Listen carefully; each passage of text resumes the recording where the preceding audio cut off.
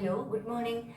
ഞാൻ doctor Priya Radhakrishnan, consultant infertility specialist Isha fertility and gynaecology centre, consultant gynaecologist Palakkad cooperative hospital. ഞാൻ P C O ഡിയെ പറ്റി കുറച്ച് കാര്യങ്ങളൊക്കെ വളരെ ലളിതമായിട്ട് പറഞ്ഞിരുന്നു. ഇന്ന് പറയാൻ ഉദ്ദേശിക്കുന്ന പി സി ഒ ഡിയുടെ ട്രീറ്റ്മെൻറ്റിൻ്റെ വളരെ ചുരുക്കത്തിലൊരു വിവരണമാണ്. പി സി ഒ ഡിയുടെ ട്രീറ്റ്മെൻറ്റ് എന്ന് പറഞ്ഞാൽ P C O D cure ചെയ്യാൻ പറ്റുന്ന ഒരു അസുഖമാണോ എന്ന് എല്ലാവരും ചോദിക്കാറുണ്ട്. P C O D control ചെയ്യാൻ പറ്റുന്ന ഒരു അസുഖമാണ്.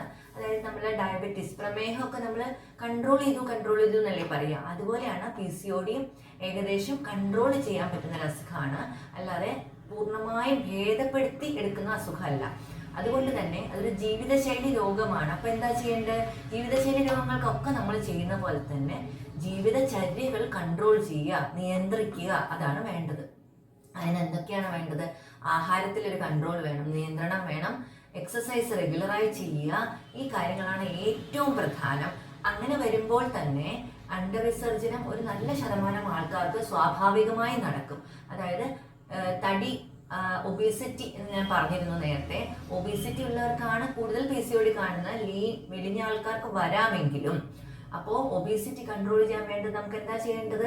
ഡയറ്റ് കൺട്രോൾ ചെയ്യുക, ആഹാരത്തിൽ നിഷ്ഠ പുലർത്തുക. വേണമെങ്കിൽ ഒരു ഡയറ്റീഷ്യന്റെ സഹായം അതിനുവേണ്ടി തേടാവുന്നതാണ്. എക്സസൈസ് റെഗുലറായി ചെയ്യുക. ഇതുവഴിയാണ് നമുക്ക് വെയിറ്റ് കുറയ്ക്കാൻ പറ്റുക. പിന്നെ കുട്ടികളില്ലാത്തത് കൊണ്ട് പി സി ഒ ഡിയും ഒരുമിച്ച് വരികയാണെന്നുണ്ടെങ്കിൽ അതിനുള്ള ട്രീറ്റ്മെന്റ് കറക്റ്റായി എടുക്കണം.